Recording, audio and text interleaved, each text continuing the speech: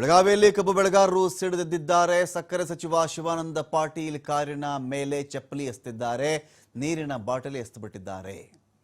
ಶಿವಾನಂದ ಪಾಟೀಲ್ ಸಕ್ಕರೆ ಖಾತೆ ನೋಡ್ಕೊಳ್ತಾ ಇದ್ದಾರೆ. ಅವರು ನಾವಿಷ್ಟು ದಿನಗಳಿಂದ ಪ್ರತಿಭಟನೆ ಮಾಡ್ತಾ ಇದ್ರು, ಬೇಡಿಕೆಗಳನ್ನು ಇಡ್ತಾ ಇದ್ರು, ಯಾವುದಕ್ಕೂ ಕೇರ್ ಮಾಡಲಿಲ್ಲ. ಇವತ್ತು ಸಂಧಾನಕ್ಕೆ ಬಂದ್ರ ಇವರು.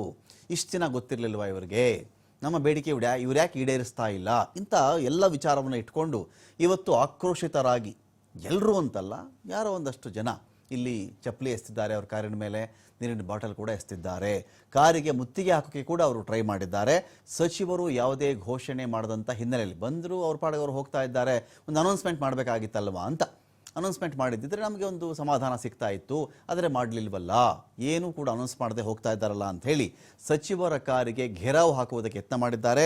ಘೆರಾವ್ ಹಾಕೋದಕ್ಕೆ ಬಿಡದೇ ಇದ್ದಾಗ ಚಪ್ಪಲಿ ತಗೊಂಡ್ರು, ಎಸೆದ್ರು, ನೀರಿನ ಬಾಟಲ್ ತಗೊಂಡ್ರು, ಎಸೆದಿದ್ದಾರೆ. ಬಳಿಕ ಪೊಲೀಸ್ ಭದ್ರತೆಯಲ್ಲಿ ಸಚಿವರು ತೆರಳಿದ್ದಾರೆ.